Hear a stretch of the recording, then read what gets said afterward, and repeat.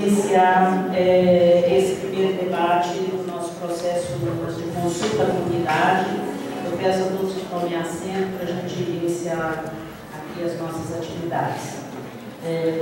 Nós estamos aqui na mesa hoje o debate discente com os candidatos e nós solicitamos então, nós temos aqui na nossa mesa a discente Terezinha, que vai estar moderando a mesa.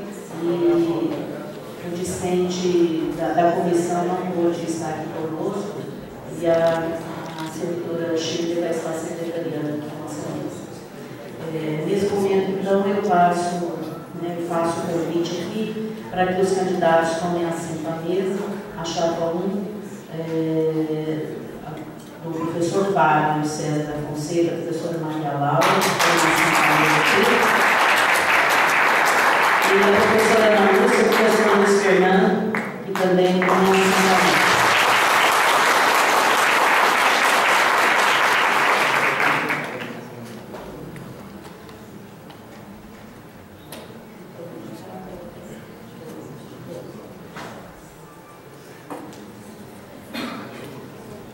Muito bem. Segundo as normas da nossa instrução normativa número 2, nós iniciaremos, antes do debate, a apresentação das chapas, do plano de trabalho, as propostas. Cada chapa terá 10 minutos para a sua apresentação e, nesse momento, então, nós vamos sortear a ordem de apresentação dos candidatos. Vocês verão que o tempo todo nós estaremos sorteando a ordem de perguntas à plenária, para que não, sempre o mesmo candidato não seja o primeiro ou o último a responder as questões. E, ao final, também, quando uma chapa questiona a outra, nós também faremos isso alternadamente, assim como as considerações finais. Então, nesse primeiro momento, eu convido o professor Fábio, por favor. Nós já convidamos aqui para a gente fazer o sorteio da ordem de apresentação dos candidatos. Nós temos aqui dois números, chapa 1 e chapa 2, duas cédulazinhas, que vão ser sorteadas aqui. E eu peço que alguém, um membro da chapa, possa fazer esse sorteio.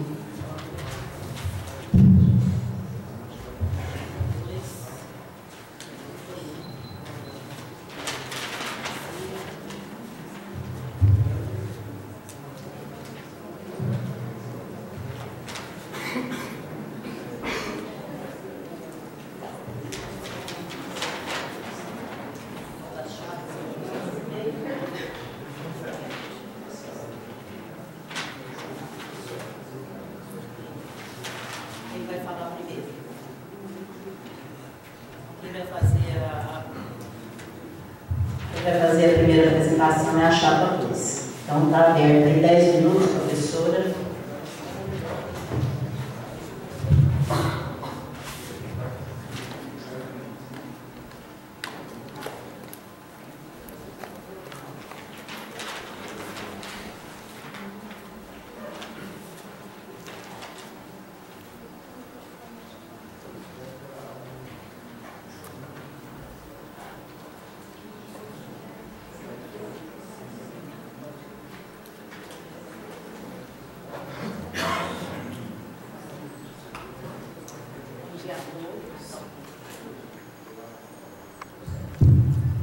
Bom dia a todos. Quero cumprimentar a mesa, a professora Roseli, presidente dessa comissão, cumprimentar o professor Fábio, a professora Maria Laura, o professor Luiz Fernando, Shirley, Terezinha. É uma satisfação poder ter essa oportunidade de apresentar o plano que nós inscrevemos nesse pleito para a gestão da UFPM 2014 e 2018. A nossa chapa tem como lema "Juntos faremos mais".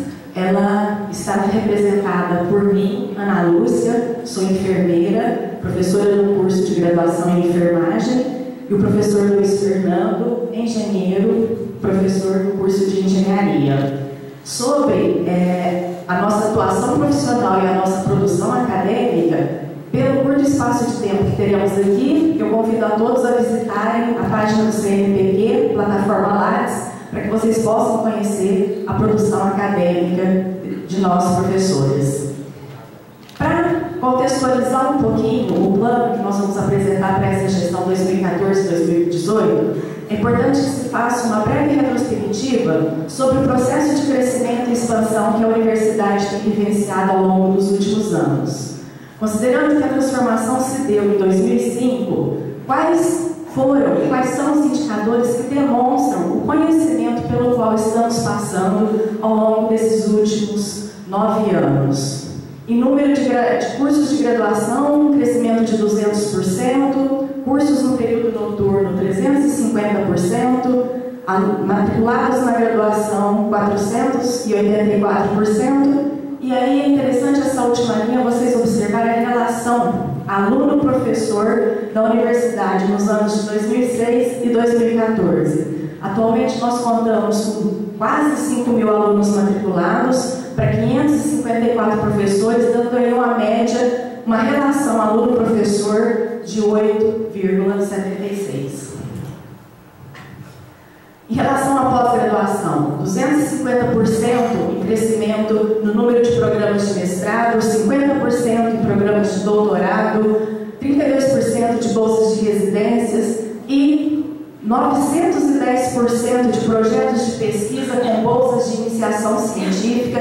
Estes são alguns números que refletem exatamente o crescimento extraordinário que a universidade tem vivido ao longo destes anos.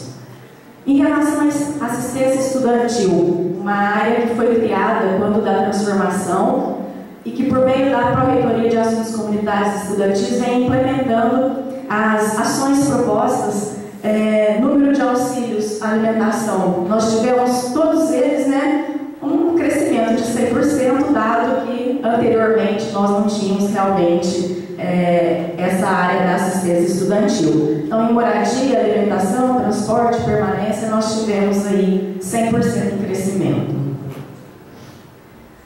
Número de recursos humanos, número de docentes. Em 2006 eram 188. Hoje, 2014, 554 docentes efetivos, representando aí um percentual de 195%.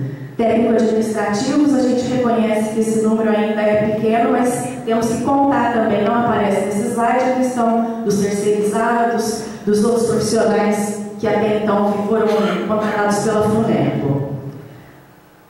O acervo bibliográfico também teve um crescimento percentual de 305% e vagas ofertadas à sociedade, 476%.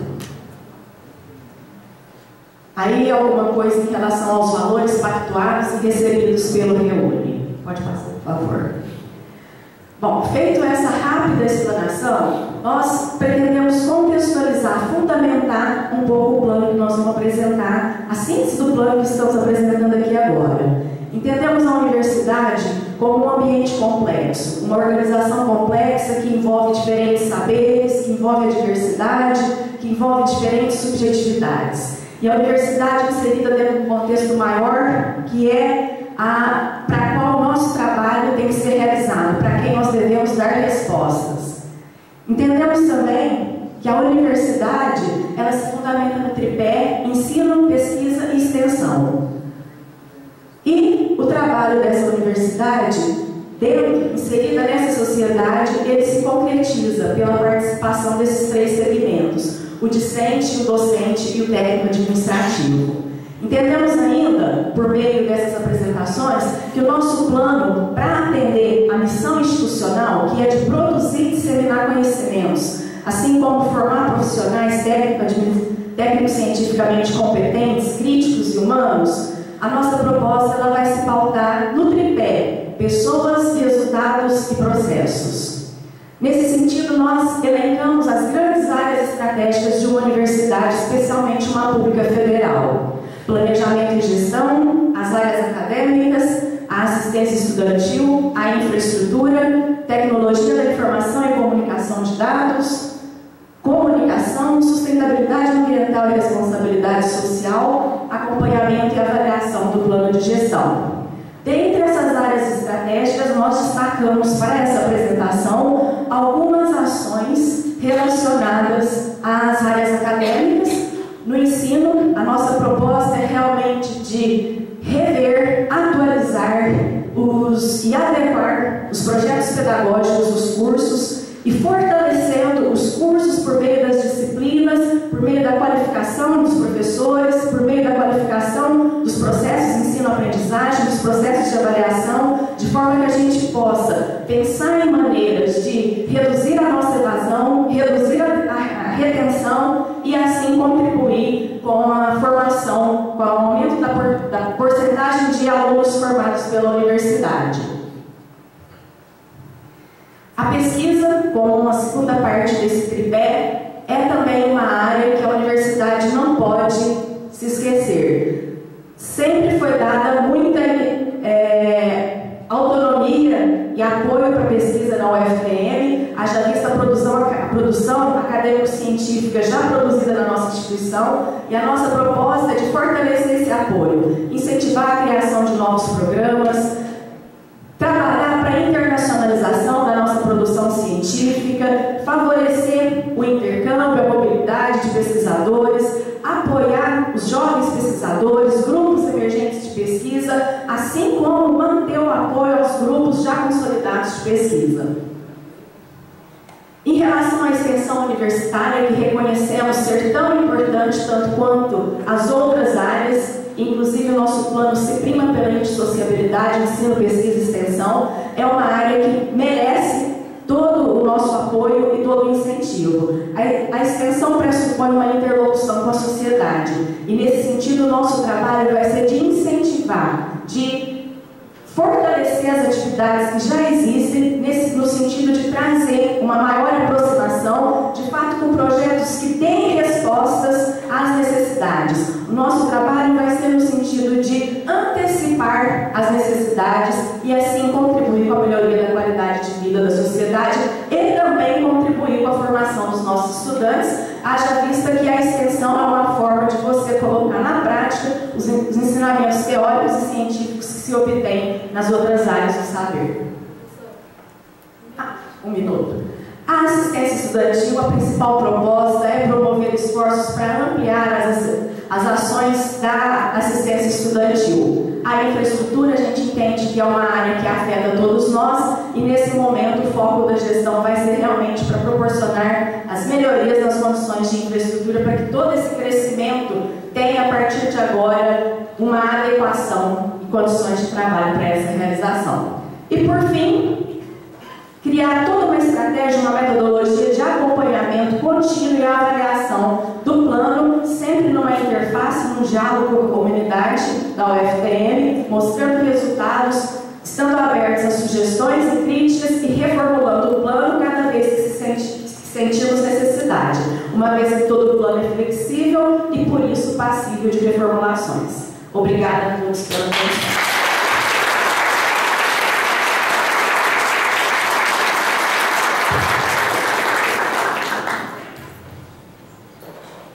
Passamos a palavra então ao professor Fábio, o senhor tem 10 minutos, professor.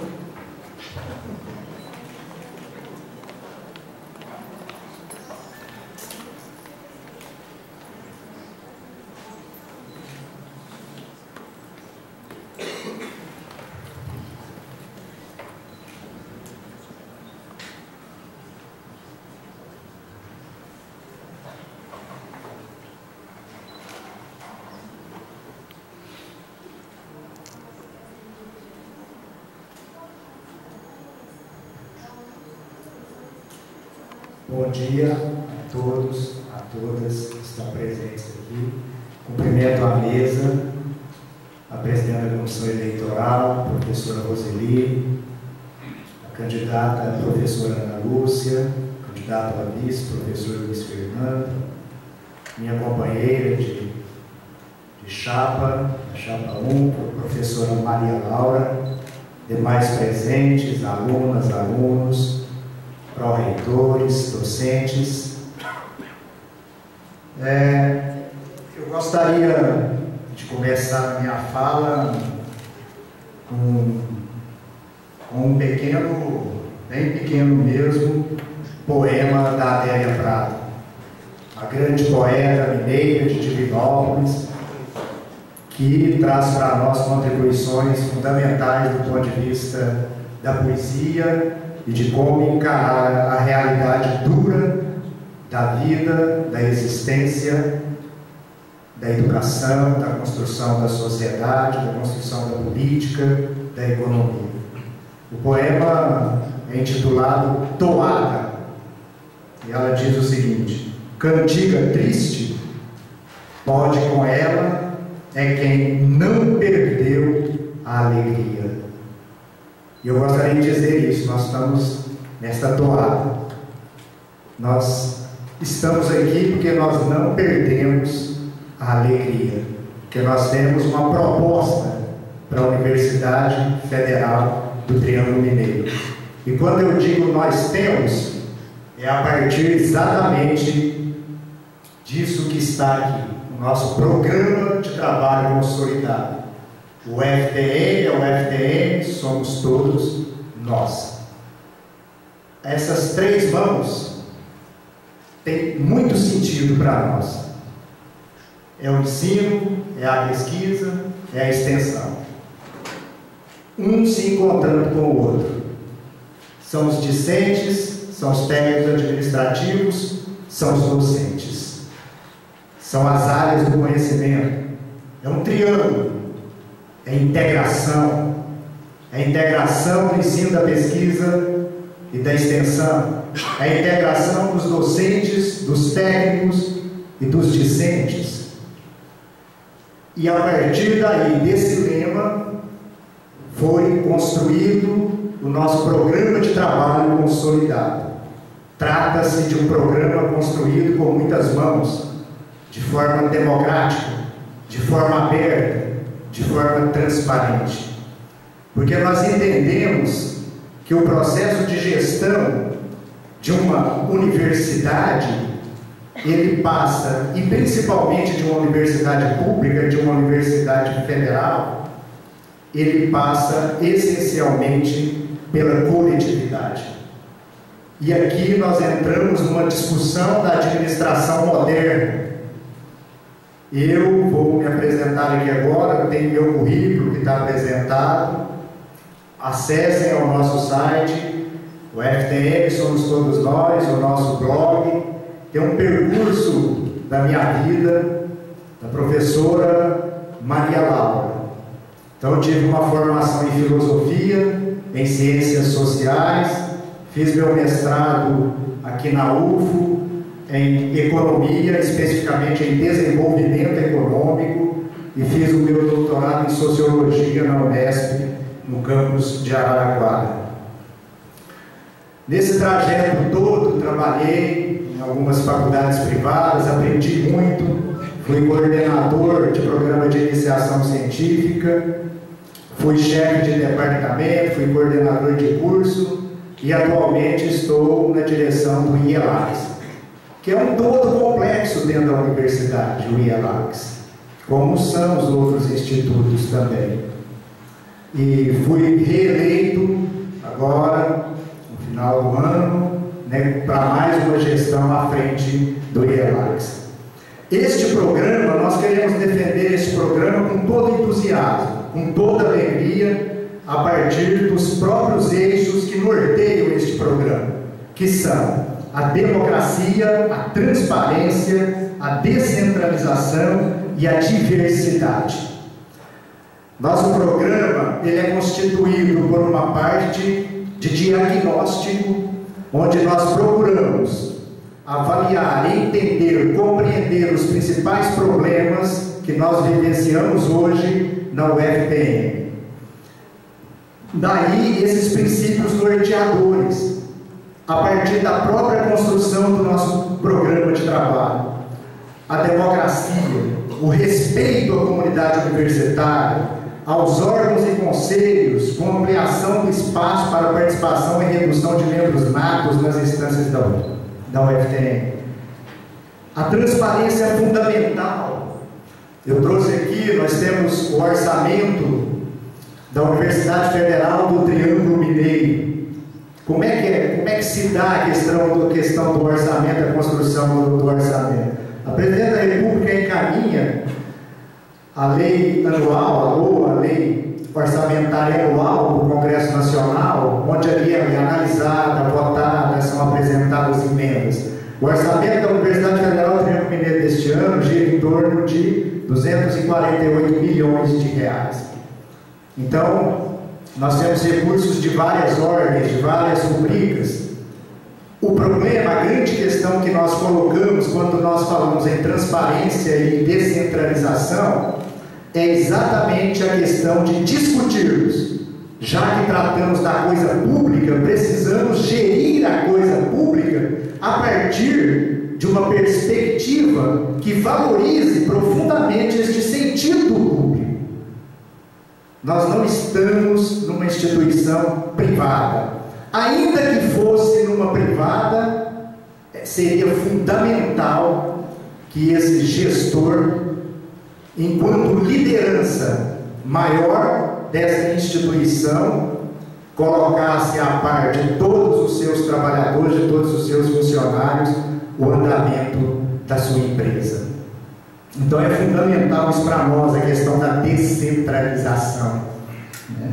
A questão da diversidade, o respeito às especificidades de cada área, dos cursos, dos estágios, da compreensão dos projetos pedagógicos dos cursos, mas para que a gente tenha aqui, e vou dizer especificamente neste caso nosso aqui hoje aos alunos, cursos de qualidade e de excelência, nós temos que integrar ensino, pesquisa, extensão, e nós temos que construir uma unidade a partir da criação, da concretização de condições para que o ensino, a pesquisa e a extensão ocorram e se dê de uma forma em que nós enxergamos e nós vivemos a qualidade desse ensino, dessa pesquisa e dessa extensão. Por isso que a descentralização é fundamental, por isso que a transparência é fundamental. Vocês vão observar que nós elencamos nove áreas temáticas, que são o ensino, a pesquisa e pós-graduação, a extensão universitária, fundações e comunicação. Precisamos urgentemente compreender essa questão das fundações da comunicação na Universidade Federal do Triângulo Mineiro. Administração e gestão, que é uma outra área, os recursos humanos, o acesso e a permanência discente, o plano diretor, porque nós não temos um plano diretor, e nós temos uma proposta de construção deste plano diretor para o UFTM até o ano de 2025. Então, gente, gerir a coisa pública implica em exercer uma missão e delegar competências e trabalhos à sua equipe e fazer com que cada docente, cada técnico, cada gestor se sinta um sujeito da construção dessa história da UFTM. É fundamental isso para nós. Nós não abrimos mão de defender este processo de democracia ou de constituição, de construção de uma cultura da democracia e da transparência no âmbito de uma universidade que é uma universidade federal, portanto pública, que respira política dia e noite. Não é possível gerir a coisa pública sem pensar na política. Por quê? Porque a universidade pertence ao Estado, ao povo brasileiro. O Estado é o quê? É uma dimensão política. Tá certo? Então é fundamental nós pensarmos isso nas articulações. Muito obrigado.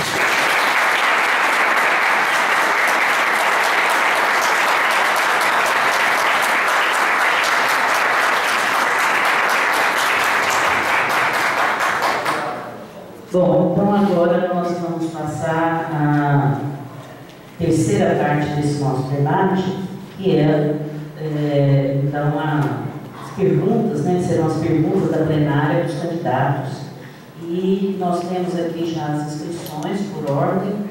Eu vou chamar, né, cada um pela ordem que foram inscritos lá. Por favor, alguém da comissão vai chegar, se identifique no momento de falar o nome, e aí alguém da comissão vai levar o microfone aí. Por favor, nós vamos reiterar aqui o respeito entre a plenária e os candidatos, e a mesa, e entre os candidatos, né, aqui na nossa discussão, ok? Nesse primeiro momento, então, cada inquiridor terá 1 minuto para perguntas e o inquirido 2 minutos para resposta para cada chapa. As perguntas serão feitas inicialmente às 2 chapas e eu quero entrar em contato aqui com os candidatos e ver quem responde primeiro. Depois nós vamos fazendo alternadamente as questões, ok? Professores, quem gostaria de começar a responder? Depois nós vamos fazendo alternadamente.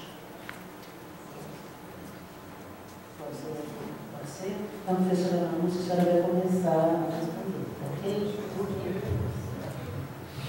Bom, nas nossas inscrições aqui, Fabrício Araújo.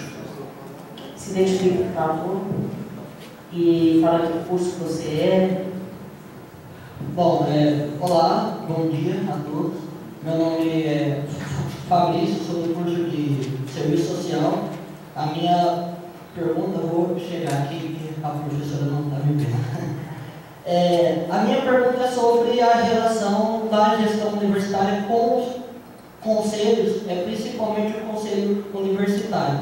A gente vive da atual gestão do professor Girmondes e da professora Ana Lúcia um desrespeito muito grande ao conselho universitário, questões que no estatuto, né, é bem claro que devem passar pelo conselho, não passaram, né, muita arbitrariedade, muita falta de democracia mesmo. Então eu queria perguntar aos candidatos qual que vai ser a relação, né, da gestão com os conselhos, inclusive agora que nós tivemos a eleição dos alunos feitos legitimamente pelo TCE e a gestão não reconhece.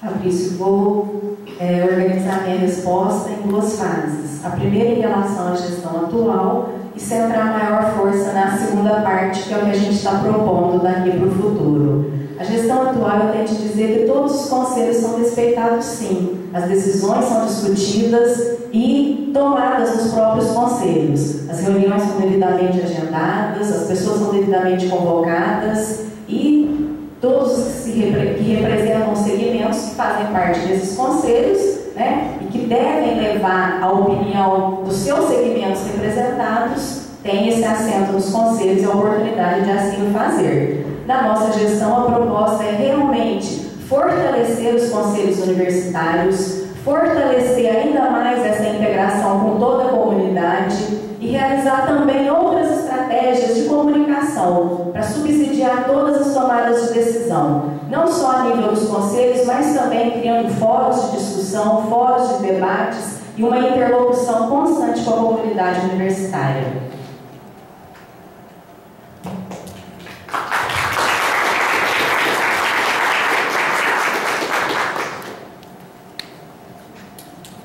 Eu entendo que, para que o Conselho Universitário ele tenha cumprido o seu papel efetivo enquanto uma instituição, enquanto um lugar em que se decidem as questões prementes da universidade, a grande questão do funcionamento do Conselho Universitário continua a ser o processo de condução pela mesa, no caso a reitoria e o reitor, como se dá a condução dos trabalhos.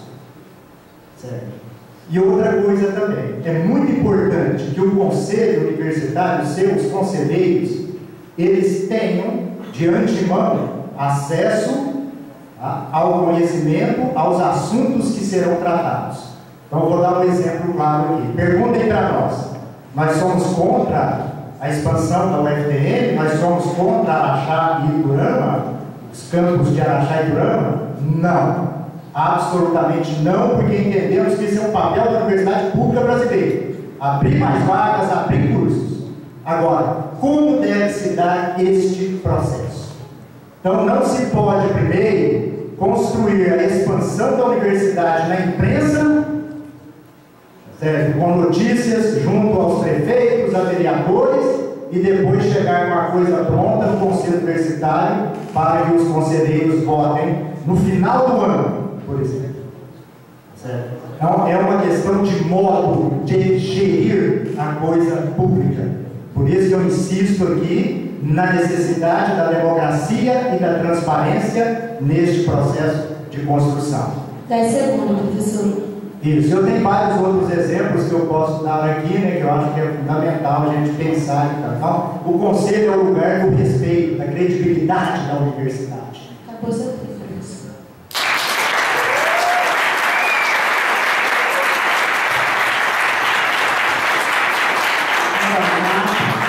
Dando continuidade, nós não temos a réplica, né, a réplica nessa etapa, ficará isso para, ao final, entre os dois candidatos.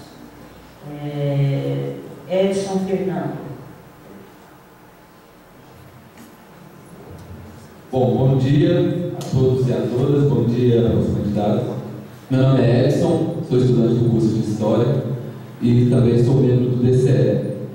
Nesse sentido, atualmente os estudantes da universidade estão tendo muita dificuldade em relação à legitimidade, à legalização e à autonomia dos órgãos estudantis. Então, eu queria saber a opinião dos candidatos em relação a essa autonomia dos órgãos estudantis. Obrigado.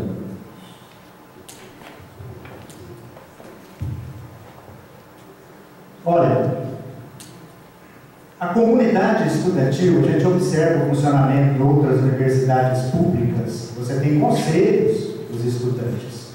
Os estudantes opinam. Vou dar um exemplo aqui, depois nós podemos falar disso mais especificamente. Né? Moradia estudantil. Você pegar a Universidade Federal de São Paulo, ela publicou um edital para fazer uma licitação de um projeto arquitetônico da construção da moradia estudantil, onde os discentes participaram efetivamente da construção desse edital. Os discentes têm a sua autonomia. E eu vou aproveitar a ocasião para dizer uma questão aqui para todos vocês claramente. O movimento estudantil não precisa de mim ou de qualquer outro professor para estar tomando as suas atitudes. O movimento estudantil do nosso país tem história, tem autonomia, tem a sua organização, tem a União Nacional dos Estudantes, tem a União Estadual. Para quê? São sujeitos. Se nós defendemos a autonomia, se nós defendemos a capacidade de cada segmento de opinar e de construir as suas propostas, então os estudantes têm que ser respeitados, eles têm que ser ouvidos, eles têm que ser chamados para o diálogo. Nós vamos insistir o tempo inteiro na nossa proposta de abertura ao diálogo com os docentes, com os técnicos administrativos e com os discentes.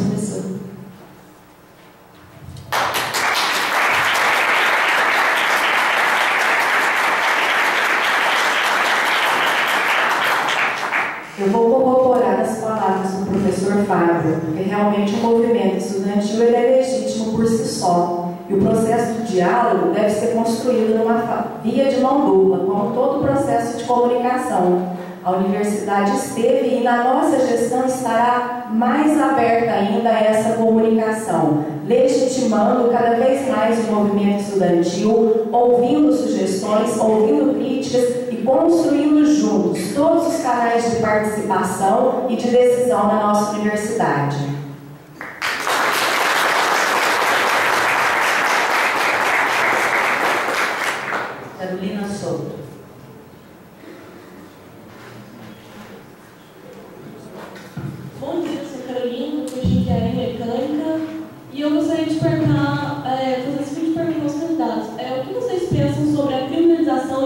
responsabilização dos estudantes do movimento estudantil, tendo em vista que a atual gestão da reitoria tem uma postura de perseguição aos alunos, inclusive fornecendo nomes deles para a Polícia Federal.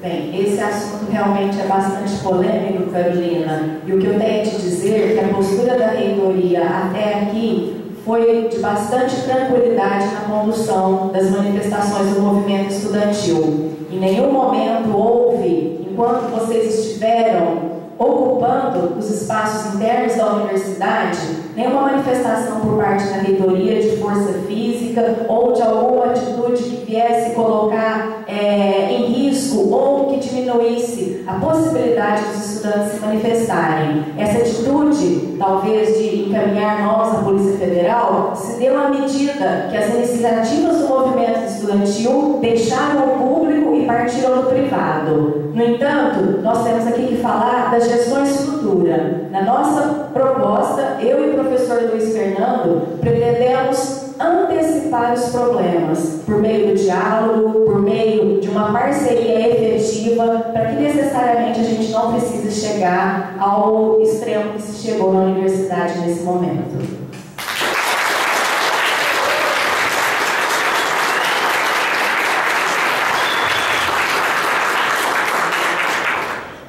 Bom, nós vivemos numa sociedade bastante complexa, em que as relações sociais, as relações humanas, elas passam por muitos conflitos. Então nós temos um Estado, uma organização político-administrativa, nós temos o Executivo, o Legislativo, o Judiciário. Cada órgão tem o seu papel, tem a sua capacidade de ação. Nós temos observado historicamente, no Brasil, e aí é preciso a gente realmente estudar, entender a história da construção da sociedade, da política brasileira. Nós temos passado por momentos muito complexos de criminalização, de judicialização dos movimentos sociais, inclusive na questão do movimento estudantil. Eu entendo que a grande questão realmente continua sendo a de abertura do diálogo. Vocês deram um exemplo concreto que ocorreu aqui, isso é público notório, que ocorre hoje no centro educacional, mas eu entendo que no primeiro momento, quando a coisa começou a se acirrar, é papel da administração, da gestão, chamar os estudantes, chamar os alunos, e aí é preciso de exercer realmente o papel de liderança no sentido de construir a tolerância, o diálogo, inclusive com o judiciário, tá certo? Inclusive com o judiciário. Claro que ninguém de nós vai apoiar ações, tá certo? Que depredam, que violentam, que destroem o patrimônio público, tá certo? Agora, nós temos uma realidade, nós temos que construir uma cultura da democracia em todo o sentido. E nesse sentido, a cultura da democracia, ela passa pelo movimento estudantil e respeito ao outro.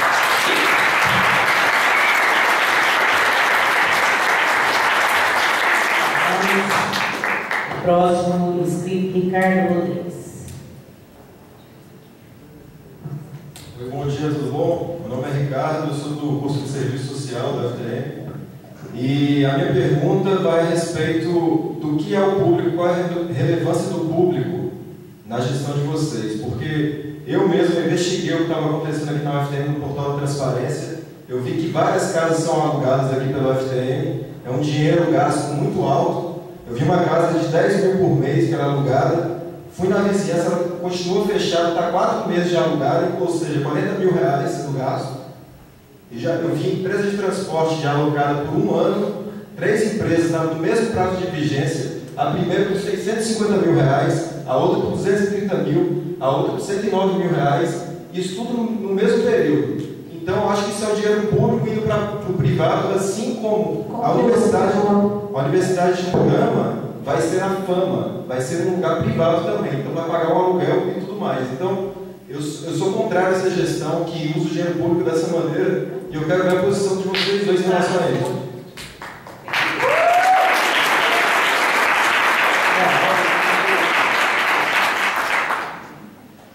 Bom, a relevância do público, eu vou fazer aqui um breve comentário, que eu sempre gosto de citar muito.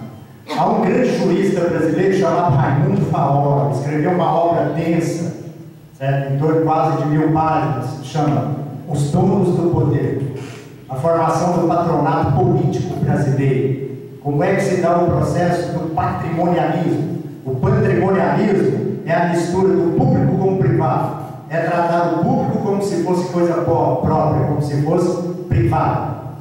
Bom, então nesse sentido eu compreendo a importância e a relevância da questão do público.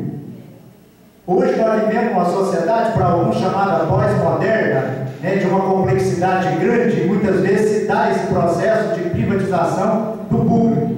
Ora, nós temos uma proposta com relação a isso, de um plano diretor. E esse plano diretor propõe uma dupla integração: universidade-cidade, cidade mais resiliente. Esse é um conceito que a ONU tem discutido bastante hoje. Bom, então o público, a questão dos espaços, nós defendemos a unidade, a unificação dos espaços e o fluxo das pessoas. Nós precisamos ter projetos arquitetônicos, nós precisamos discutir isso com a comunidade, nós precisamos discutir isso com os estudantes, com os técnicos, com os discentes, com os docentes. Para quê? Para que este plano diretor parta do princípio do planejamento. Nós precisamos ter primeiro um planejamento para que nós nos afastemos cada vez mais desses aluguéis, desses gastos e apliquemos o dinheiro de fato no ensino, na pesquisa, na extensão.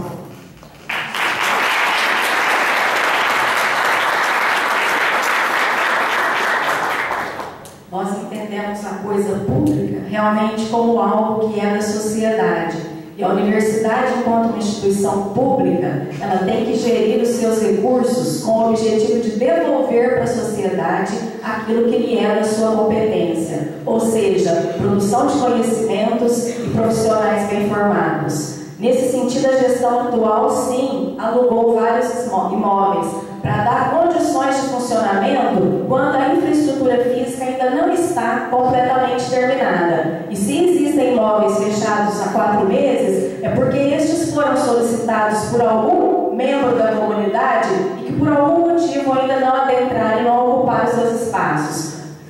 O aluguel antecipado na intenção de realmente atender a solicitação para que todos, docentes, estudantes e técnico-administrativos, possam desenvolver o seu trabalho com o mínimo de condições necessárias enquanto a estrutura física da universidade não esteja concluída. Nesse sentido, então, os aluguéis têm prazo determinado para serem concluídos, porque tão logo as obras estejam prontas, esses contratos serão encerrados.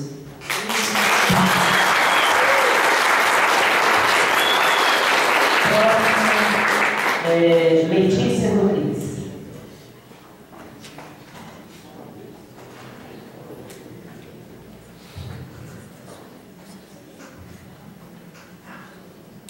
Meu nome é Letícia, sou aluna de Serviço Social, fiz parte da comissão de implantação do restaurante universitário que está acontecendo na Univerde e agora lá no campus da Abadia.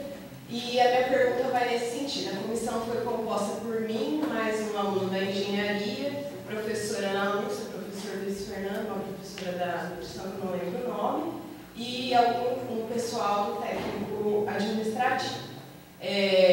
Mal implementado ainda o restaurante universitário, já existe bastante insatisfação. Eu mantenho um diálogo bacana com o pessoal das engenharias, com o pessoal do ICEM, e do ICEM, o pessoal do centro acadêmico.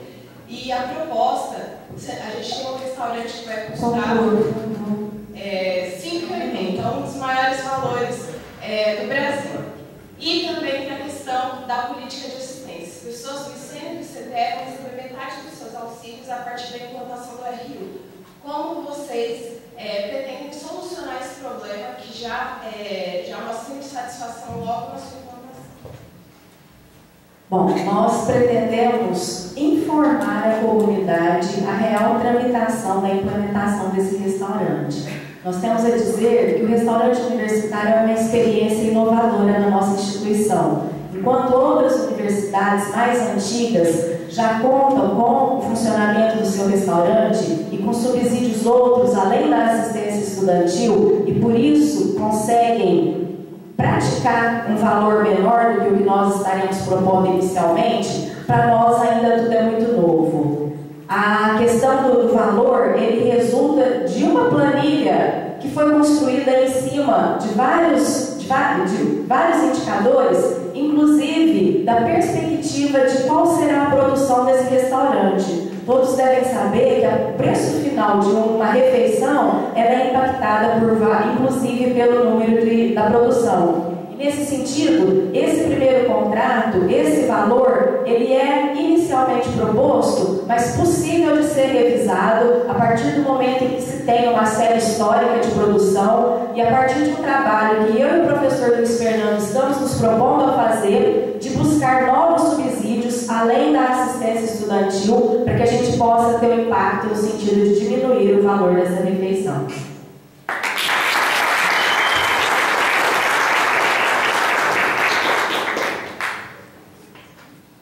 Eu convido a vocês, estudantes, a fazer uma pesquisa em outras universidades federais. Tem universidades, a UNB, por exemplo, tem uma página só sobre o funcionamento do seu restaurante universitário. Mas pesquisem a UFMG, pesquisem em outras universidades do Nordeste brasileiro e do Centro-Oeste.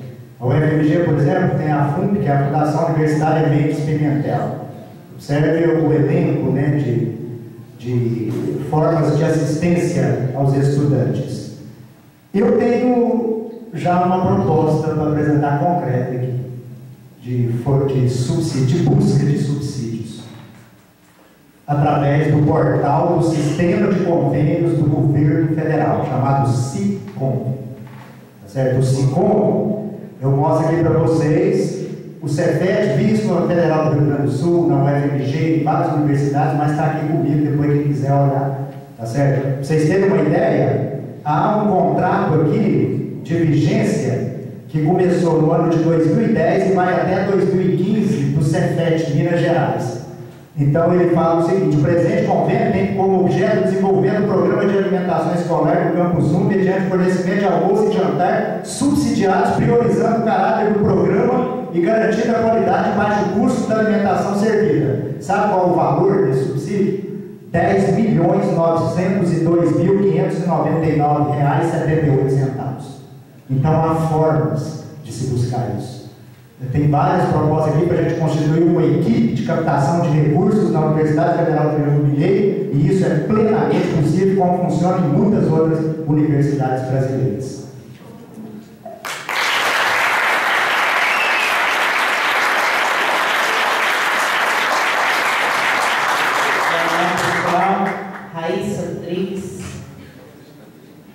Lembrando, gente, só é 1 minuto a pergunta. Por favor, não insistem, não insistem.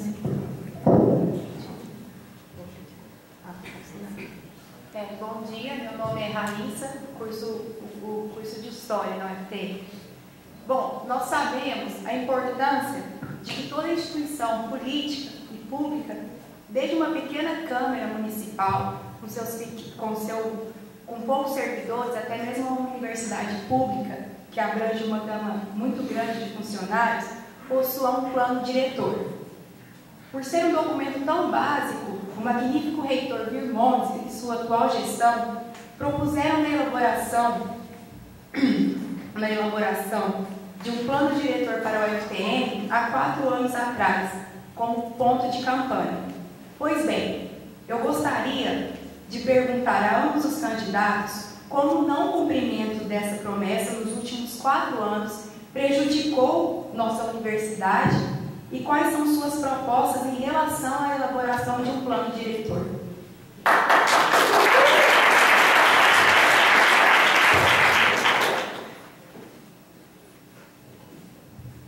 Bom, as nossas ideias são o seguinte a respeito do plano diretor. Nós temos 4 ideias básicas na nossa proposta do plano diretor UFTM 2025. O primeiro é o princípio da dupla integração, segundo o qual a integração interna da UFTM é inseparável da integração da UFTM à cidade, também ao Estado e ao país. O segundo princípio é o princípio da administração integrada dos espaços e edificações. Então isso aí contempla uma visão de conjunto do patrimônio fundiário e edificado, Veja, nós precisamos ter uma linguagem arquitetônica. Nós precisamos ver isso posto na Universidade Federal do Triângulo Mineiro. Essa linguagem arquitetônica implica na construção de espaços em que as pessoas se sintam vivendo a universidade. Isso é fundamental, os espaços de convivência. Isso depende de um plano diretor. Isso depende de uma visão arquitetônica. Isso depende de uma visão de comunidade, de Estado, da política. O outro princípio, o terceiro, é o princípio da sustentabilidade, em que o delineamento do campus deve levar em conta as condições ambientais específicas dos locais onde serão instalados.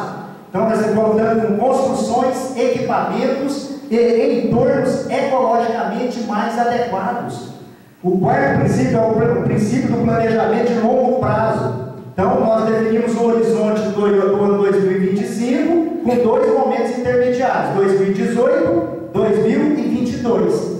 Isso é fundamental, porque nós vamos implementando o plano diretor e fazendo avaliação e reavaliação. Isso implica, portanto, num processo de planejamento coletivo, a ser, portanto, feito, discutido e construído pela própria comunidade universitária.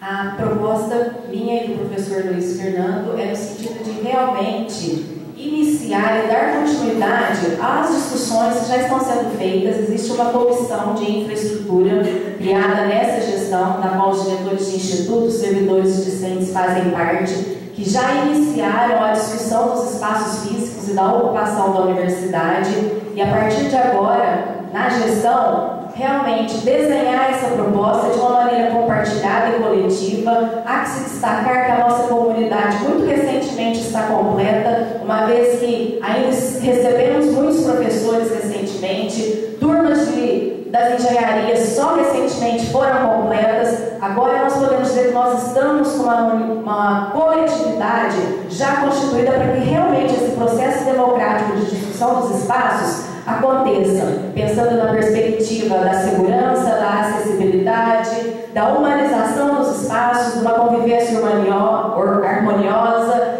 e de condições favoráveis para o deslocamento, para o trabalho e para a questão dos espaços também de lazer, de cultura e de todas as iniciativas e as atividades que uma universidade tem que desempenhar. Nesse sentido, a nossa proposta é realmente de elaborar coletivamente. Nós temos uma massa crítica muito grande na universidade, contamos com todas as áreas do saber, a parte das tecnologias para pensar em infraestrutura, para pensar em equipamentos, a parte das humanas para pensar na questão do cultural, dos espaços que possibilitem essa vivência, essas manifestações artísticas, da parte da saúde para pensar na qualidade de vida e na saúde das pessoas, de forma que nós temos sim uma massa crítica, um corpo de talentos que poderá efetivamente contribuir na construção desse plano diretor.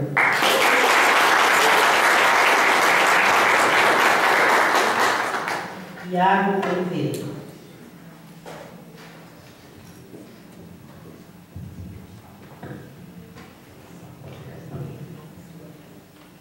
Bom dia a todos. Meu nome é Iago, curso de Geografia na UFTM.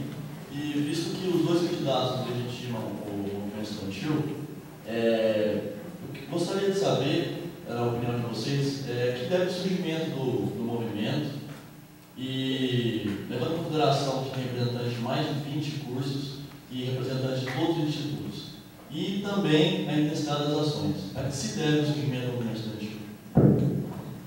Olha, há que se fazer uma ampla avaliação e uma reflexão sobre o que tenha motivado o início da movimentação estudantil. Certamente passa pela questão de uma, talvez, dificuldade de comunicação, embora a reitoria sempre estivesse aberta ao diálogo. Passa também por uma questão de insatisfação em relação a algumas condições que, por motivos de gestão, não foram atendidas, e a gente tem consciência disso. Mas passa também, nós imaginamos, por várias outras motivações.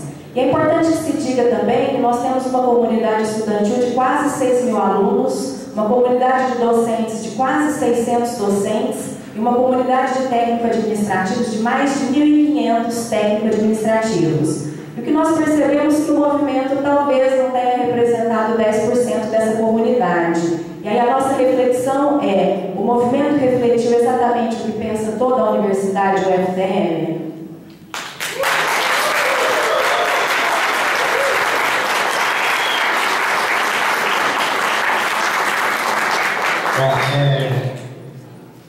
Eu acho que a questão do surgimento do movimento, ele está ligado a ele mesmo, a ele próprio. Então, é uma questão muito séria, muito complexa. A professora Ana Lúcia acabou de fazer referência a outras motivações. É uma questão muito séria quando se fala na imprensa que o movimento estudantil tem motivação política. Mas não se prova nada com relação a isso. É muito sério quando uma jornalista estabelece, coloca a nota, falando que a oposição, que é politicagem, que está por trás, que faz massa de manobra dos alunos, etc. e tal, mas não consegue provar uma vírgula do que se fala. Então, o movimento estudantil, eu já disse isso há pouco aqui, ele tem a sua autonomia, ele tem a sua história, ele não precisa de agitadores, de movimentadores, de estar por trás das suas ações. E eu falo com toda clareza, uma certa honestidade aqui com todos vocês. Tá? Eu digo para vocês, com todas as letras, para a imprensa de Uberaba, para quem quer que seja, provem uma vírgula de que eu, de qualquer pessoa da nossa chapa, tá certo? Esteja por trás de movimento estudantil para movimento estudantil. O movimento estudantil reivindica, porque nós estamos com os cursos nossos subdimensionados, porque nós não temos docentes suficientes, porque nós temos problema de infraestrutura, porque nós temos problema de falta de laboratórios, porque então é isso. Não somos nós, não.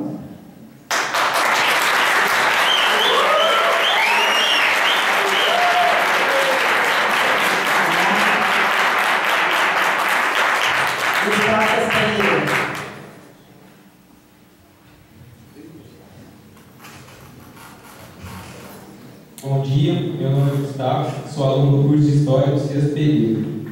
Minha questão é a seguinte: atualmente na UFTM a gente encontra alguns problemas, entre eles infraestruturais.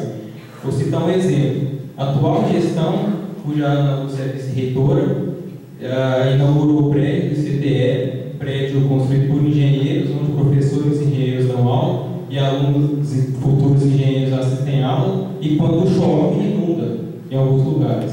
Esses são só alguns dos problemas. Bom, como eu sou aluno noturno, eu tenho um pouco mais de conhecimento. Enfim, eu gostaria de saber do Fábio e da Ana Lúcia quais são as perspectivas para deles sobre os nossos problemas institucionais e infraestruturais também dos cursos noturnos, que são cursos formados de licenciatura e serviço social, onde a gente tem vários problemas, entre eles falta de professores, laboratórios e falta de várias outras coisas. Bom, a gente se depara aí com uma questão que é a questão orçamentária. Nós tivemos o programa de reestruturação e expansão das universidades federais, que é o REUNE. Vários recursos foram destinados a partir deste programa. E quando a gente entra em páginas de outras universidades, você vê os relatórios semestrais, os relatórios anuais. Nós tivemos a oportunidade, no ano passado, de visitar a Universidade Federal de Uberlândia. Sentamos com o prefeito de campus, eu e mais 4 docentes do IELATS. Sentamos com o prefeito de campus, o diretor de infraestrutura, que é um professor de engenharia civil da Faculdade de Engenharia Civil de Uberlândia, da UFO, o diretor de logística e o diretor de sustentabilidade ambiental, porque a universidade criou uma diretoria de sustentabilidade ambiental. Né? E quando perguntado para nós a respeito do plano diretor, a gente não tem um plano diretor. Então passa pela questão essencialmente orçamentária. Os recursos que vieram, aí sentamos também com o coordenador do REUNE da UF, que projetou para nós, os relatórios, como é que foi feito o processo, tá certo? De chegada dos recursos, quando chega de recursos, qual o destino, quem é que define, dentro de uma comissão, reúne para fazer isso e presta contas de cada centavo que foi aplicado e por que foi aplicado, por que foi priorizada aquela construção e de como deve ser feita essa construção. Na época eu perguntei para o engenheiro civil, diretor de infraestrutura, e para a arquiteta da UFO, também que nos recebeu muito bem, disse, qual é o valor de metro quadrado das construções de vocês? Eles disseram para nós, R$3.000. E o que se passava aqui para nós? R$1.000 de construção do metro quadrado. Prédios flexíveis, abertos, depois você adapta, depois gasta mais. Tá certo? Então esse é o problema de planejamento e de destino dos recursos vindos e prestação de contas desses recursos.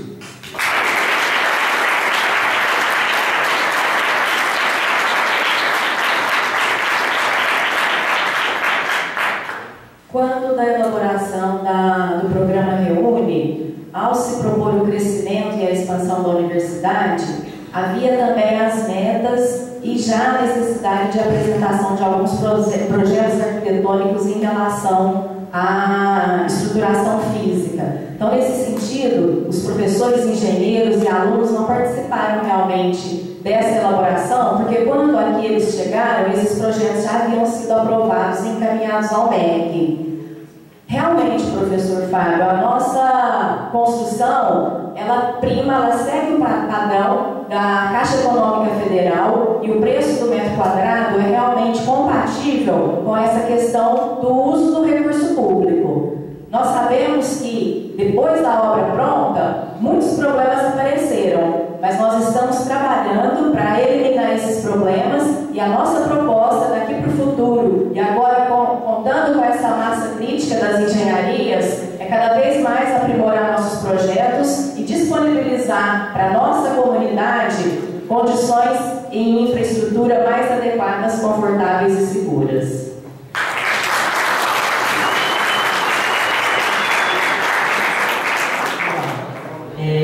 Alan Ricardo Azevedo Barcelos.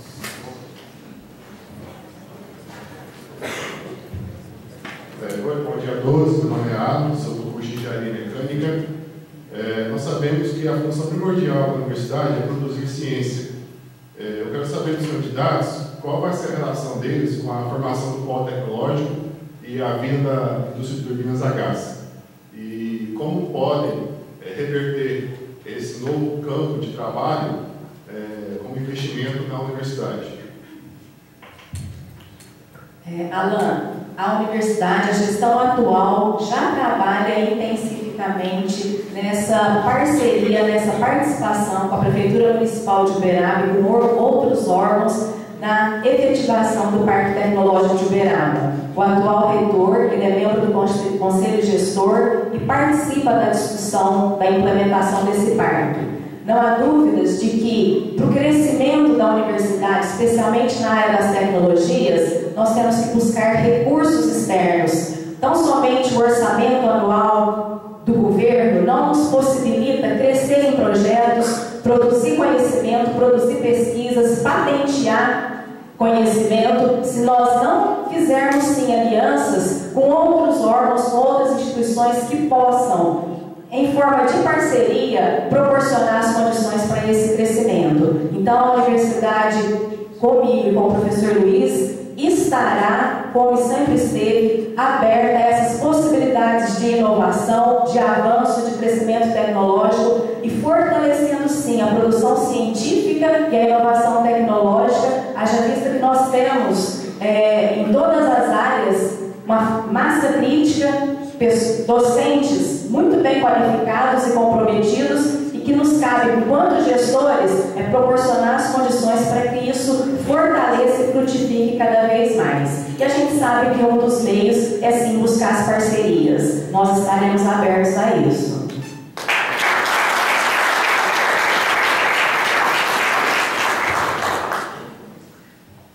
Nosso apoio será incondicional, evidentemente. Certo? É claro que nós temos que apoiar a pesquisa, a construção de um polo tecnológico e ir além disso. E a gente tem propostas para ir atrás desses recursos. Isso é o papel do gestor, isso é o papel do líder. Certo? ir atrás de que recursos? Nos ministérios. Não só isso.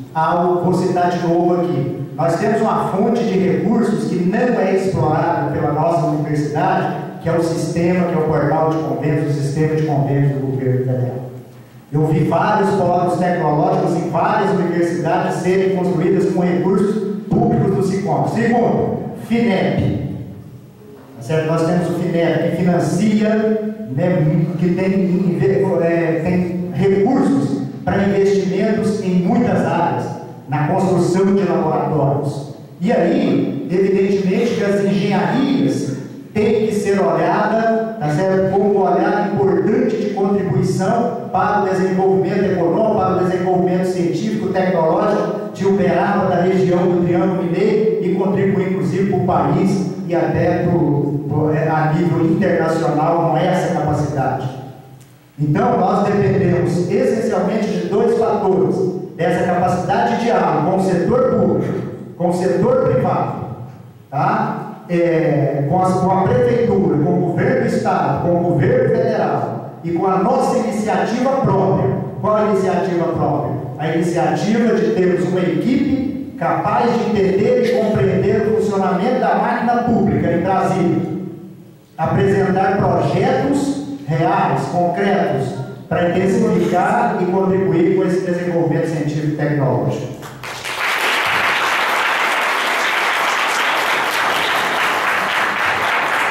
Passamos à frente, então, Cássio Borges Neto. Bom dia, meu nome é Cássio, sou aluno do curso de Geografia e sou aluno do Programa de Educação Tutorial PET. Haja visto que o Programa de Educação Tutorial ele norteia os três principais eixos de uma universidade: ensino, pesquisa e extensão, e haja visto que na atual gestão do professor Vermontes, a universidade não deu contrapartida ao PET, que o PET tem, porque norteia ensino, pesquisa e extensão. Gostaria de saber das duas chapas quais são as propostas de vocês para dar esse apoio ao Programa de Educação Tutorial. Bom, final de 2010 eu apresentei um projeto ao MEC e meu projeto foi aprovado e eu sou atualmente também um tutor, né, de um grupo PET, que é o grupo interdisciplinar de licenciaturas e serviço social, que tem alunos de vários cursos. Né? De fato, a gente tem aí um problema, né? A gente tem um apoio, algumas ações foram feitas, certo, né? Não preciso aqui, eu tenho que ser honesto aqui, tá certo? Isso que eu sou, né? Algumas ações foram feitas, tem uma casa, tá certo? Essa casa tem lá computadores, correto?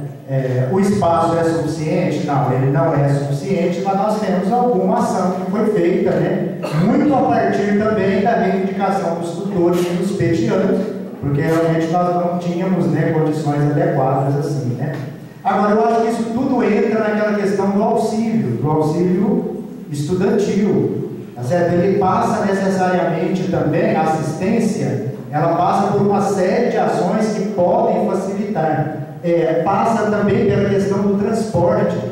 Nós precisamos de reestruturar, nós precisamos de pensar a nossa logística, a logística de transportes no âmbito da UFTM e a destinação dos recursos. De novo entra o problema do orçamento, porque os gastos com assistência, com auxílio, especificamente os gastos com auxílio, diários, passagem, né, transportes, ela vem do funcionamento das universidades federais. Mas se a gente pegar o percentual que é destinado, aí vai da prioridade da gestão, tá certo? Como é que a gestão encara, né, a prioridade em relação ao funcionamento desses grupos. Na nossa lista, no nosso programa, nós pensamos, né, com muita seriedade e carinho a questão dos programas de educação tutorial para uma formação mais sólida dos nossos alunos em ensino, pesquisa e extensão.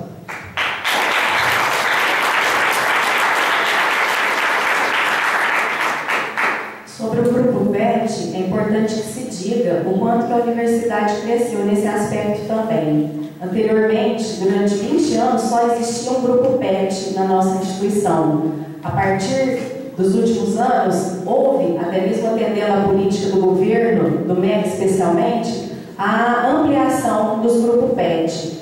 É importante também dizer que os grupos PET, eles recebem, ainda que pequeno, um orçamento próprio. Os tutores recebem bolsa, o grupo PET tem um orçamento e os bolsistas as suas bolsas, logicamente. A universidade, dentro das condições ainda restritas, procurou proporcionar as condições para que os grupos PET, de uma maneira geral, tivessem viabilizadas as suas ações. Sabemos que cabe aos tutores também trabalhar e buscar formas de recursos para que as iniciativas sejam implementadas. Sobre o apoio, é importante que se diga, de um modo geral, os investimentos que foram feitos em todos os institutos ao longo de 2013. Considerando em relação, número de alunos e de professores, nós vamos disponibilizar na página, não vou falar aqui para não perder tempo, mas na página do Facebook vocês vão ter acesso aos valores que foram disponibilizados de apoio, de viagens, e sem contar que o Grupo PET tem uma liberação diferenciada, a parte daquele orçamento que os institutos já recebem. E sobre esse assunto é importante que se diga também que a universidade quase correu o risco de perder as bolsas de um grupo de alunos de PET porque o seu tutor, durante 3 anos, não apresentou o relatório em tempo hábil.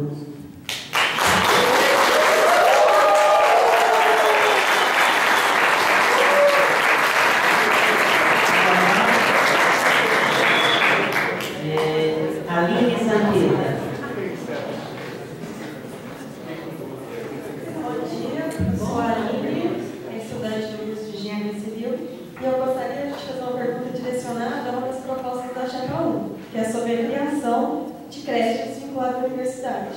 Queria saber de onde que vai vir a verba e queria saber o foco dessa gestão, porque ela se baseia sobre o assistencialismo ou então o foco acadêmico. E a viabilidade dessa creche também.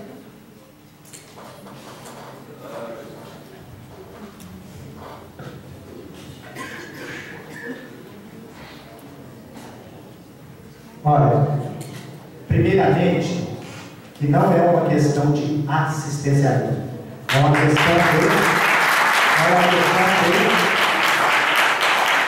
questão de política pública, certo? É uma questão de política pública. Então, quero mostrar aqui para você. O decreto-lei, é o decreto número 7.234, de 19 de julho de 2010, dispõe sobre o Programa Nacional de Assistência Estudantil, PNAES. Isso não somos nós que estamos colocando, não.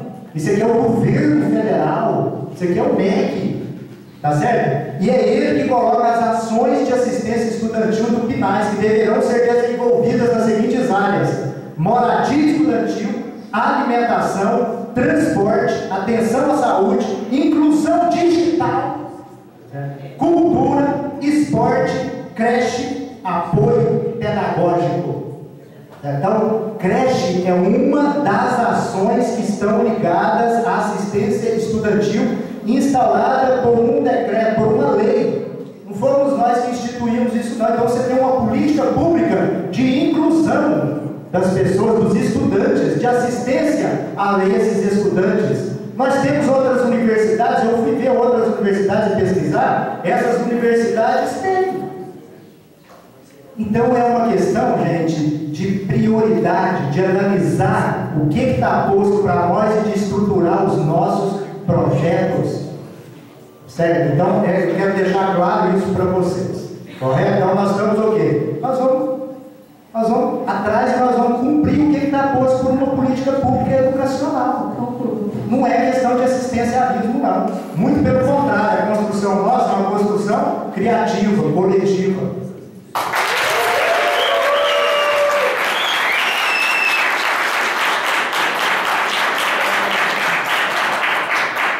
Nós conhecemos e reconhecemos todas as ações propostas pelo PNAES. Entendemos que a comunidade discente necessita de realmente apoio para levar a cabo o seu projeto de formação profissional. Contudo, a universidade, a gestão até esse momento, priorizou algumas áreas. Quando se busca uma universidade, a primeira coisa que se espera é o ensino, é a pesquisa, é a extensão. Nesse sentido, a universidade priorizou construir espaços e disponibilizar condições para que o tripé ensino, pesquisa e extensão fosse viabilizado. Certamente, nas próximas gestões, nós estaremos estudando a viabilidade de procurar atender a outras ações do PNAES que até então não foram possíveis de serem implementadas. Quanto à questão do assistencialismo, eu prefiro deixar que cada um reflita se a própria política pública nacional também não tem um viés assistencialista.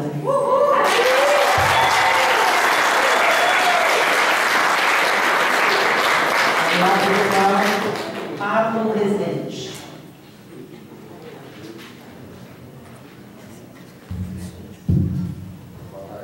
Bom dia a todos.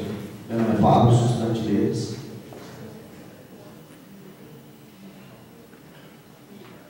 Com enorme desrespeito com todos nós, pagando pelos servidores da UTM, que é a falta de professores. Qual a solução de vocês para o fim deste problema que assola tantos cursos da nossa universidade?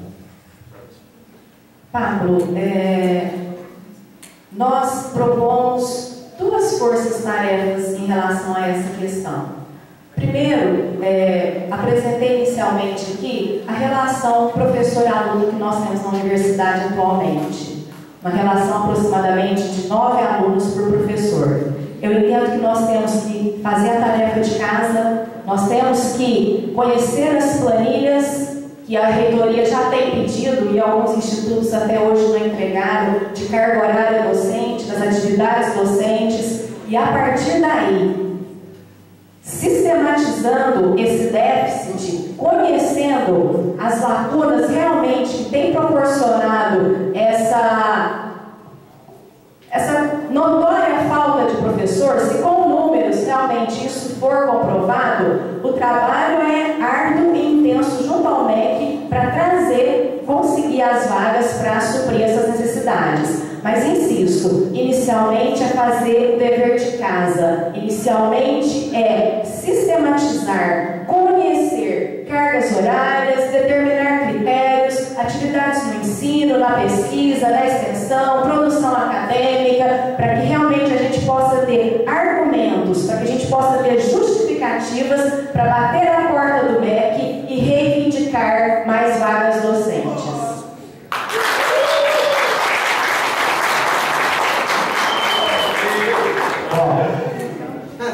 Do modo como você está colocando, é como se nós não trabalhássemos, entendeu? Porque nós estamos passando por um processo de trabalho de intensa carga de trabalho, tá certo? Foi discutida a comissão, foi constituída uma comissão, nós fizemos a discussão, apresentamos uma proposta, a comissão votou, a proposta foi aprovada na comissão de vagas docentes do Consul, tá certo? Contrariamente a uma outra proposta que tinha a ver com o preenchimento de uma planilha, com naturezas diferentes, com estágios completamente díspares, diferentes, isso que ocorreu, tá certo? E chegou no Conselho Universitário, o próprio reitor, quando colocou em discussão a proposta, ele já colocou se posicionando contrário, já criticando, entendeu? A proposta. Ora, foi constituída uma comissão, a comissão discutiu, entendeu? A comissão fez várias reuniões e se deparou com muitos problemas na planilha.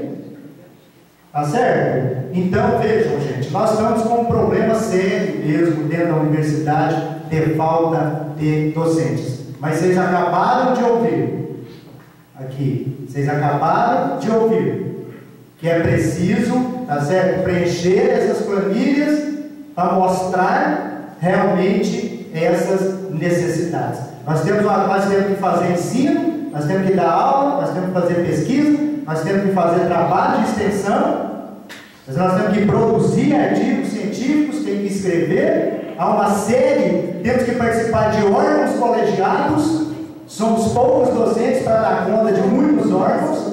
Então, veja, nós temos que ter uma política realmente de ações concretas em Brasília, junto ao MEC, porque as outras universidades têm um número muito diferente, entendeu? Há muitos cursos que têm muito mais docentes que nós.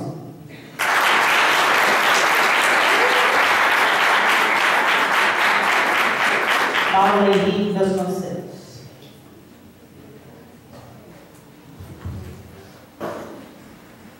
Bom dia, meu nome é Paulo, do curso de História. Eu começo para responder à professora Ana Lúcia. Eu não acredito que é assistencialismo que o governo faz, mas sim, talvez, jogada política. E a jogada política também a gente está vendo sendo feita com a questão da expansão universitária. Porque as regiões locais, e ainda assim, uma gestão irresponsável querendo expandir para outros locais para se precarem como está aqui. Eu quero saber de vocês, futuros reitores, um dos dois, como que vocês veem essa responsabilidade de gerir uma universidade com qualidade, porque ir para outros campos para ser precário como aqui, eu acho que não...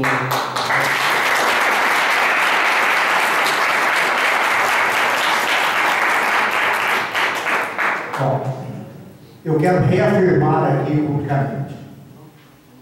Nós não somos contra a expansão da universidade, nós defendemos a expansão da universidade, vamos tratar com carinho essa questão junto à comunidade e ao poder público de Araxá e de Iturã. Isso é uma questão muito séria. Você cria expectativas. A comunidade, ela tem essa esperança. E isso precisa ser dialogado, isso precisa ser pensado. Mas que a gente pense e dialogue com responsabilidade, com planejamento. E essas questões foram apontadas em reunião do Conselho Universitário. Nós dissemos, mostramos as contas. O número de docentes era inferior aos cursos que foram criados aqui. Se nós já temos problemas aqui de falta de docentes, lá em pouco tempo vai estar mais precarizado ainda. Então não é uma questão racional, não é uma questão de diálogo, não é uma questão de transparência, não é uma questão de responsabilidade para com a educação, de respeito à comunidade, à sociedade. É muito sério isso. Nós temos que botar as cartas na mesa e conversar abertamente. Se vocês olharem o jornal lá de Araxá, vocês vão ver. O jornal publicou a rádio falando, vai abrir, não vai abrir, agosto, tal, não sei o quê. O MEC tem que fazer vistoria, tem que vir aqui, onde está a estrutura.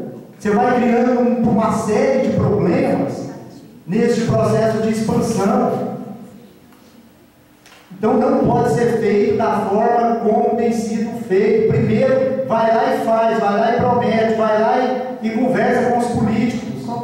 Depois chega no Conselho Universitário para o Conselho aprovar.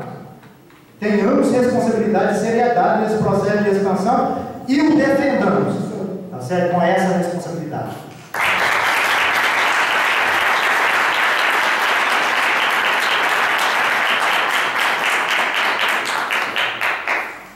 É importante que se esclareça que o projeto de construção dos novos campi não são dessa gestão e nem da gestão anterior. É algo que foi previsto quando da transformação da instituição em universidade federal, inclusive com a determinação das cidades, e a gente sabe que a transformação contou com todo um trabalho político. Então, há um compromisso em projeto postado junto ao MEC da construção desses campi.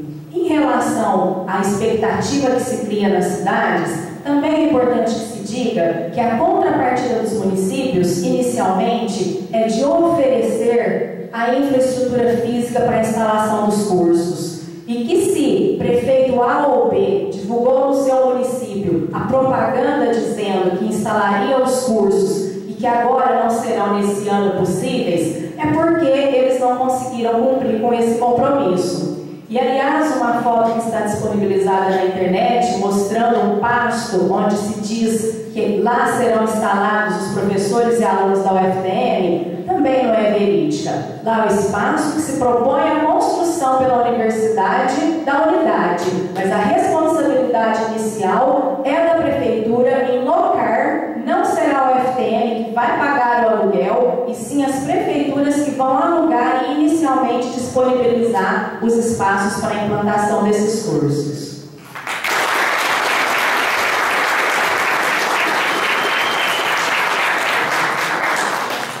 Breno Teixeira Luz.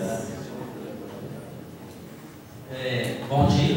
Queria falar que muito se fala sobre o papel do aluno na construção da universidade.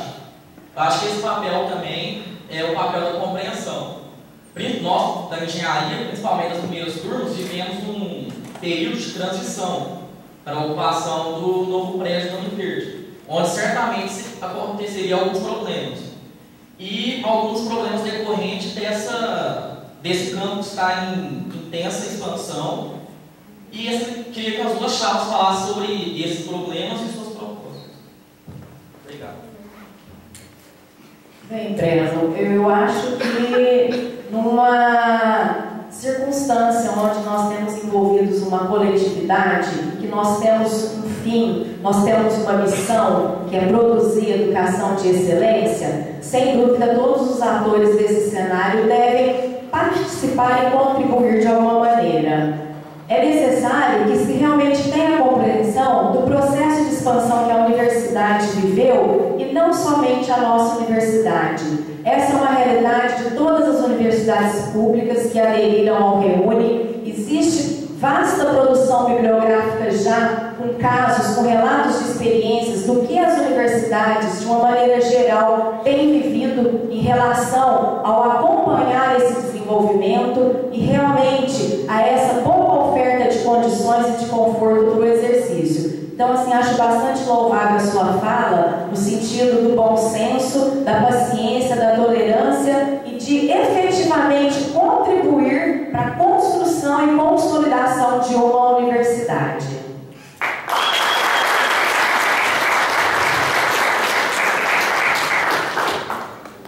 Bom, é muito importante, né, que a gente tenha realmente essa compreensão, que tenha os pés no chão, que a realidade é bastante complexa, né, no processo de construção, de expansão, do REUNE.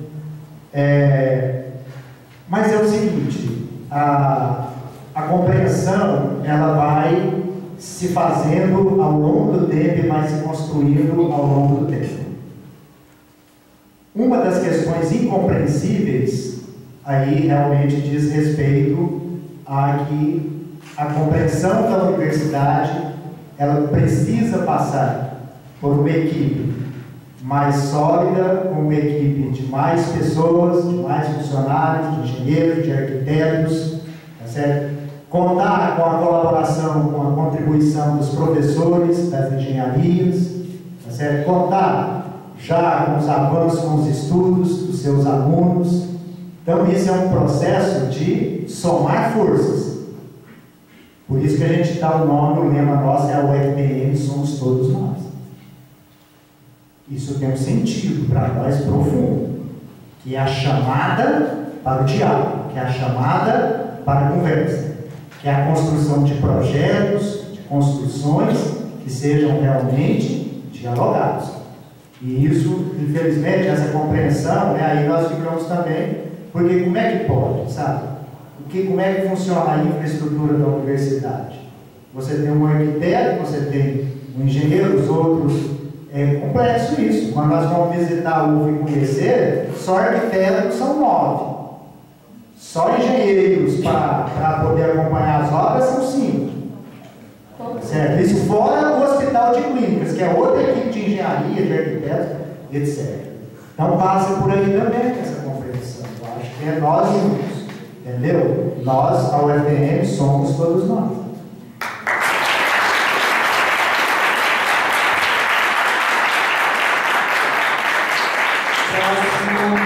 Caio César Vieira Alves.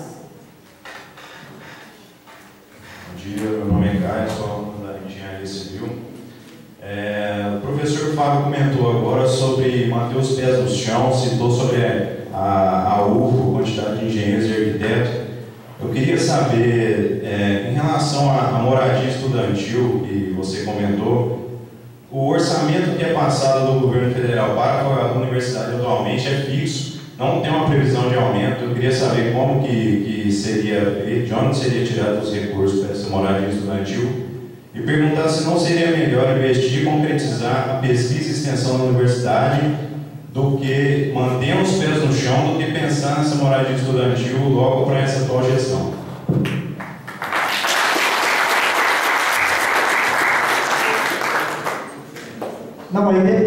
temos realmente recursos de toda ordem. Eu coloquei essa questão da moradia estudantil quando teve uma reunião lá no Conselho Universitário com os estudantes. Então eu disse o seguinte, numa escala de prioridades, onde está a moradia estudantil? Nós temos que compreender os recursos a partir de aquilo que a gente chama, do ponto de vista da política, de disputa de orçamento. E o orçamento é disputado mesmo. Tá certo? Só que as pessoas, os ministérios, os governos, eles têm que ter conhecimento disso. Nós temos que apresentar projetos para isso.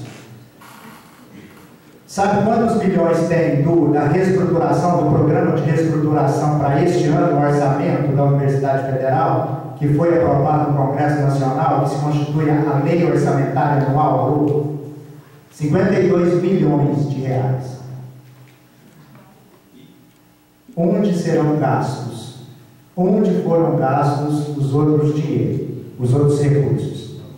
Tá certo? Então você vai ver a forma, você fala, no prédio de pesquisa de 14 andares que está ali na Batida, o outro prédio de 5 andares. Foi construído isso, aquilo, tal. Então, parte dos recursos, né, evidentemente, estão concretizados lá. Agora, nós temos que, eu apresentei, que eu vou insistir isso de novo, porque eu fui fazer pesquisa, gente, em outras universidades. Tem falta explorar aqui recursos. Se você não quer gastar recursos do Reúne para este ano e falar, olha, não é prioridade construirmos a moradia estudantil, porque isso é assistencialismo, isso não é assistencialismo, não. Nós temos um problema sério, o assistencialismo é diferente. Problema sério de correção, essa política pública brasileira hoje, do governo atual, está correta. Nós temos um caso sério de distorções, de injustiças historicamente construídas na nossa sociedade brasileira. Isso é questão de inclusão social. Então nós temos esse ponto. Esse ponto pode financiar a construção da moradia estudantil.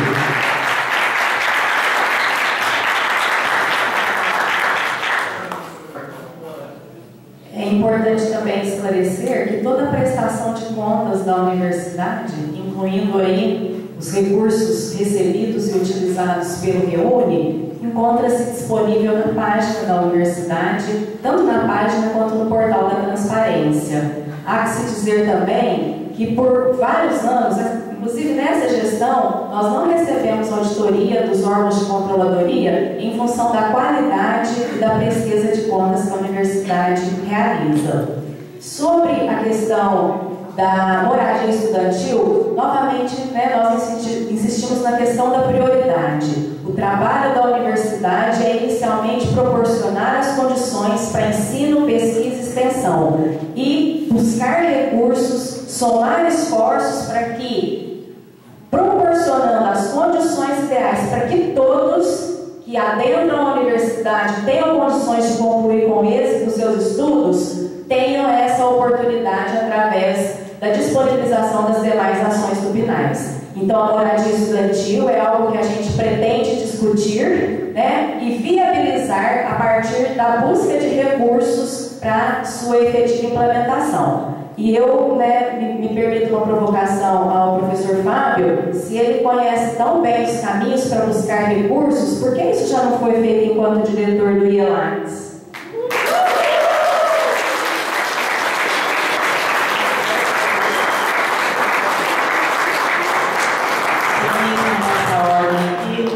Mércia Gonçalves. Meu nome é Mércia, do curso de Serviço Social. Eu queria dizer que o Colégio Aplicou-se do Moradia Estudantil, eu não tenho condições, como ele, de ficar pagando o resto da vida moradia aqui, porque eu não sou liberada.